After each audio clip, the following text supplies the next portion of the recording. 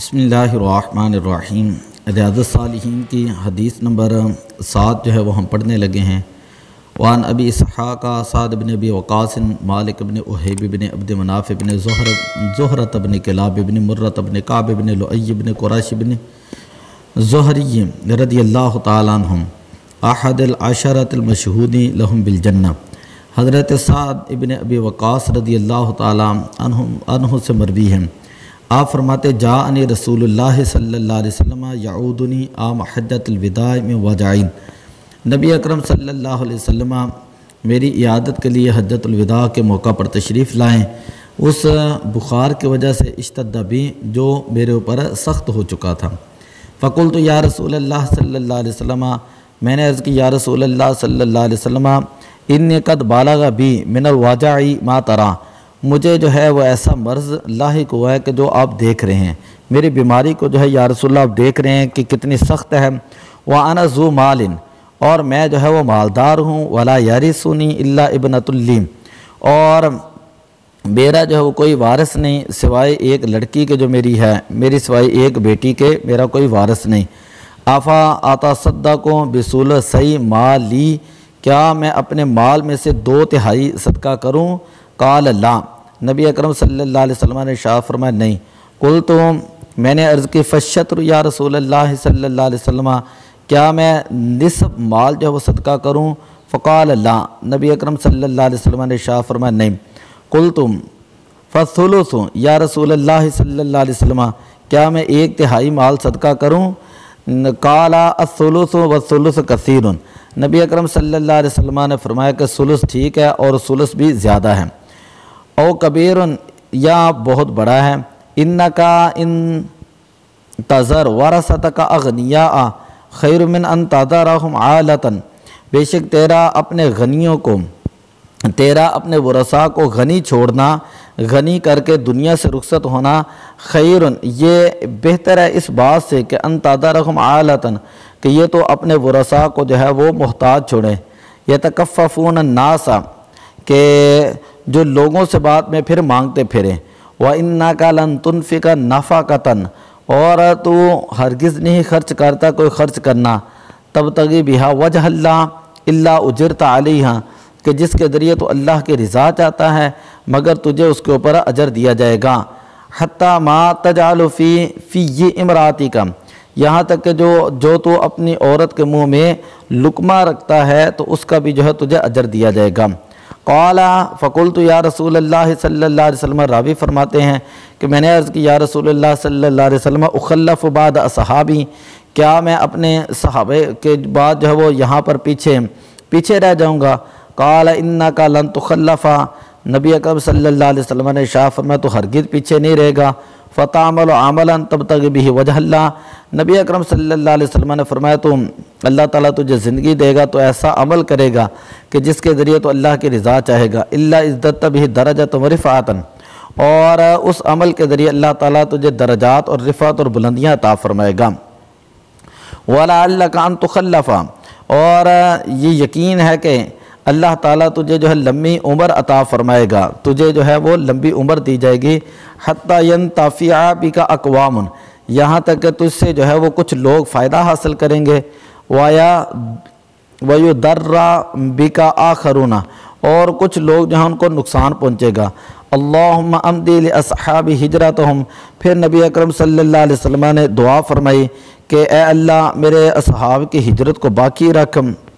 وَلَا تَرُدَّهُمْ عَلَىٰ أَعْقَابِهِمْ، اور ان کو ایریوں کے بعد جو ہے وہ واپس نہ پلٹا۔ لَٰكِنَّ الْبَائِسَ سعد بن خولہ، لیکن سعد بن خولہ پر آپ صلی اللہ علیہ وسلم نے افسوس کا اظہار کیا۔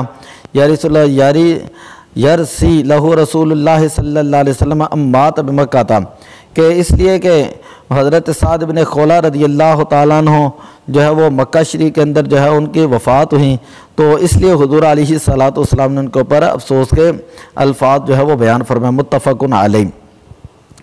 اس حدیث کے جو راوی ہیں وہ ہے حضرت سعد بن ابی وقاص، آپ کی کنیت ابو اسحاق ہے، آپ کے والد ابو وقاص کا نام مالک بن وحیب ہے، آپ قریشی ہیں، عشرہ مبشرہ میں سے ہیں، پرانے مومن ہیں، 70 سال کی عمر میں ایمان لائے، آپ تیسرے مومن ہیں، اور آپ نے سب سے پہلے کفار پر تیر چلایا، تمام غزوات میں حضور علیہ السلام کے ساتھ رہے، آپ بڑے مقبول دعا تھے، آپ کا لقب مستجاب الدعوات تھا، لوگ آپ کی دعا سے بہت ہی ڈرتے تھے، کیونکہ نبی اکرم صلی اللہ علیہ وسلم نے آپ کے لیے دعا فرمائی تھی، اللہم سدد زعمہم واجب دعوتہم، کہ خدایا کے ساتھ کا نشانہ اور دعا کبھی خالی نہ جائے۔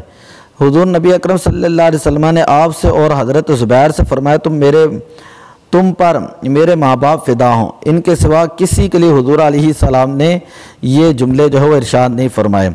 آپ کی وفات اپنی منزل عتیق میں ہوئی جو مدینہ منورہ سے قریب ہیں۔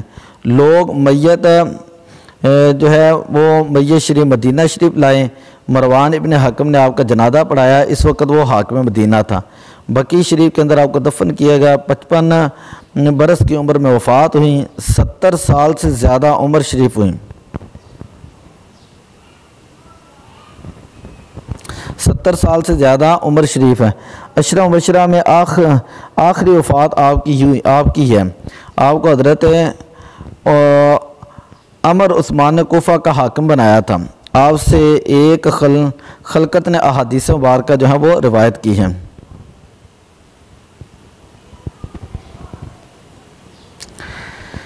اس حدیث پاک کی شرح جو ہے تھوڑی سی سماعت فرمائیں۔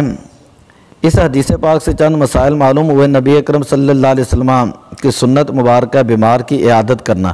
مرنے سے پہلے صرف 1/3 مال کی وصیت کر سکتا ہے انسان مرنے سے پہلے صرف 1/3 مال کی وصیت کر سکتا ہے۔ تیسری بات یہ ثابت ہوئی کہ اپنے بیوی کے منہ میں ثواب کی نیت سے لقمہ ڈالنا بھی درست اور کار ثواب ہے۔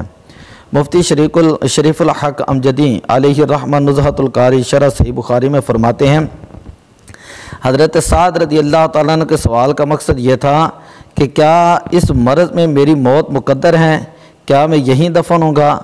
یہ سوال اس لیے کیا گیا تھا کہ یہ چیز ان کو پسند نہ تھی کہ ہجرت کے بعد مکہ میں ہی دفن ہو، جیسا کہ دوسری روایتوں میں ہے۔ مجھے یہ اندیشہ ہوا کہ کہیں اس سرزمین میں نہ مروں جہاں سے ہجرت کر چکا ہوں۔ حضور نبی اکرم صلی اللہ علیہ وسلم نے فرمایا، ایسا ہرگز نہیں ہوگا، بلکہ تم اس مرض سے شفا پاؤ گے اور اس کے بعد زندہ رہو گے، اعمال صالحہ کرو گے جس سے تمہارا درجہ اور بلند ہوگا۔ تم سے ایک قوم فائدہ پہنچے گا اور ایک کو نقصان پہنچے گا، ایک قوم کو آپ تم سے فائدہ پہنچے گا اور ایک کو نقصان پہنچے گا۔ آپ کی صاحبزادی حضرت عائشہ سے مروی ہے کہ نبی اکرم صلی اللہ علیہ وسلم نے اپنا دست مبارک پیشانی پر رکھا، پھر حضرت سعد کے چہرے اور پیٹ پر ملا اور یہ دعا کی، اے اللہ سعد کو شفا عطا فرما اور ان کی ہجرت کو پورا فرما۔ حضرت سعد رضی اللہ تعالیٰ عنہ فرماتے ہیں کہ دست مبارک کی ٹھنڈک میں ہمیشہ محسوس کرتا ہوں، حتیٰ کہ اس وقت بھی جب نبی اکرم صلی اللہ علیہ وسلم کی یہ دعا قبول ہوئی اور غیب کی سچی خبر ہوئی۔ اس واقعے کے بعد حضرت سعد 45 یا 47 سال زندہ رہے۔ یہ واقعہ جو ہے سن 10 ہجری کا ہے اور ان کا وصال 55 سن ہجری یا 57 سن ہجری میں ہوا۔ اللہ تعالیٰ نے انہی کے ہاتھ سے حضرت سعد بن ابی وقاص رضی اللہ تعالیٰ عنہ کے ہاتھ پر ایران فتح فرمایا، جس سے ایرانیوں کو نقصان پہنچا اور مسلمانوں کو نفع عظیم ہوا۔ نیز جب عراق کے والی تھے تو کچھ بد نصیب مرتد ہو گئے، یہ پکڑ کر ان کی خدمت میں پیش کیے گئے۔ انہوں نے ان کو توبہ کا حکم دیا، کچھ نے توبہ کی اور انہوں نے دارین کا خیر حاصل کیا، کچھ اڑے رہے جنہیں قتل کرا دیا گیا۔ یہ بھی ایک قوم کو نفع پہنچانا اور ایک قوم کو نقصان پہنچانا تھا، جو حضور علیہ السلام کی دعا کے الفاظ تھے۔ حجۃ الوداع کے موقع پر حضرت سعد رضی اللہ تعالیٰ عنہ کی صرف ایک ہی صاحبزادی حضرت عائشہ رضی اللہ تعالیٰ عنہ تھیں، یہ صحابیاں ہیں۔ اس کے بعد اور اولاد ہوئیں اور حضرت سعد کے 17 لڑکے 17 لڑکیاں تھیں، جن میں 2 کے نام عائشہ ہیں، ان میں سے ایک صحابیاں ہیں، دوسرے تابعی ہیں، جن سے جو ہے وہ امام مالک علیہ رحمہ وہ روایت کرتے ہیں۔ تو دعا ہے کہ اللہ تبارک و تعالی ہمیں جو ہے اس حدیث پاک سے جو سبق ملا ہے اس کو یاد رکھنے، عمل کرنے کی توفیق عطا فرمائے۔ الصلاۃ والسلام علیک یا رسول اللہ۔